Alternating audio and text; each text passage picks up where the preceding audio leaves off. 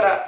Знам, че не съм правила клип от един месец, но не смятам да се обяснявам, да казвам, че съм нямала време или идеи, защото и двете са верни, а направо мисля да премина към същината на този клип, който ще е въпроси и отговори.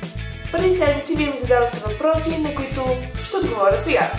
Първият въпрос, който всъщност представлява множество въпроси, е от Даниела Великова. На колко си? На 15 години. Кой е любимият ти козметичен магазин и продукт? Любимият ми козметичен магазин е DM, а любимият ми продукт... не знам, нямам такъв.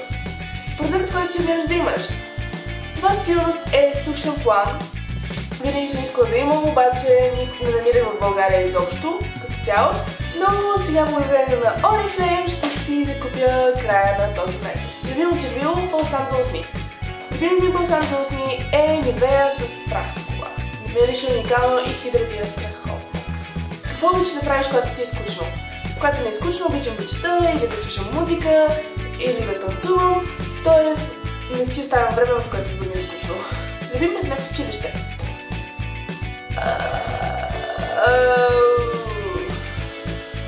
Не знам. Менят се много често, но като цяло няма. Коя е най-често използваната от теб социална мрежа? YouTube, Facebook... май са това. И Tumblr. Цвят черно, червено, синьо. Любим отбор. Не гледам футбол. Гледам единствено световното. И като цяло нямам да футболен. Да не говорим за български. Да. Запазим неутралитет. Следващия въпрос е доста често задавам. Защо започна да правиш клипове? Ще отговоря сега. Започна да правя клипове, защото гледах такива. И по някакъв начин хората, които следях, ме мотивираха. Виждах колко се забавлявам, докато правя това нещо и си казах защо пък не, защо да ме пробвам и просто започнах да снимам клипове.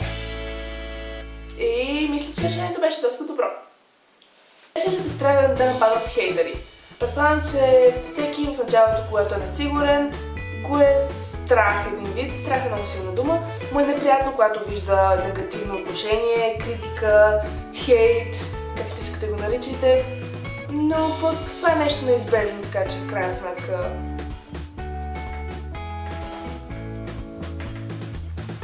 Да. Какъв цвят е чадъра ти? Интересен въпрос. Какъв е? Кое е любимото число от цвета на азбуката? Кон.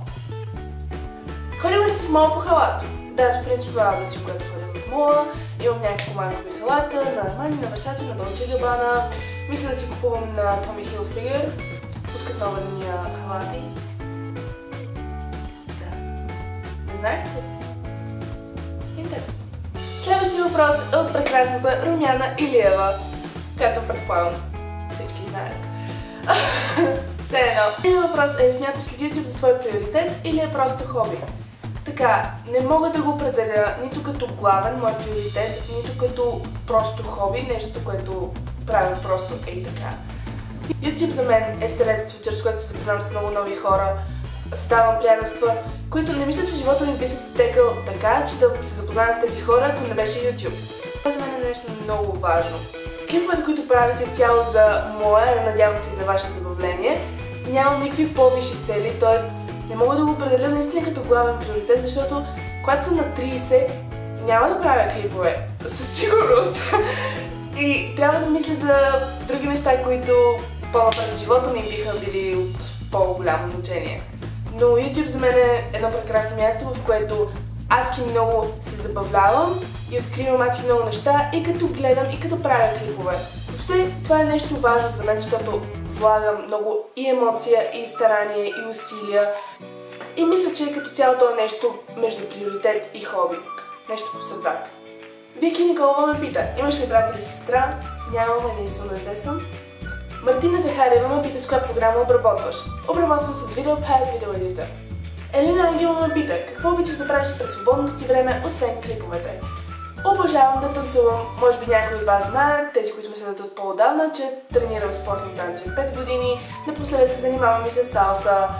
Като скоро ми предстои една шоу-програма, която ще изнасяме заедно с няколко танцори. И предполагам, че ще има дейли влог тогава. И се надявам всичко да мине идеално. В момента текат доста интензивни тренировки и репетиции за това нещо, така че мисля, че ще се получи доста добре. Коя зодия съм? Зодия Дева. Дими Стаменова ме пита, ще направиш ли room tour? За сега не съм го планирала, но защо пък не? Сарай О ме пита, смяташ ли, че се справиш добре с това да снимаш? Не знам какво означава да се справим добре, но предполагам, щом има 600 няколко души, които са се абонирали за мен в този канал и още 200 няколко, които са се абонирали в другия ми канал. Явно това, което правя, е заинтригувало няколко души от вас.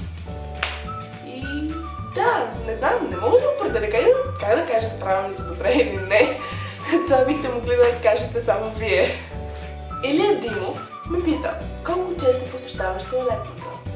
Така, Илия, защото си ми много близко на сърцето и си мой приятел, специално за теб ще изготвя график, статистика, както искаш го наречи, и може би ще ти изпратя следващия месец, за да може да е по-подробна, с отчети.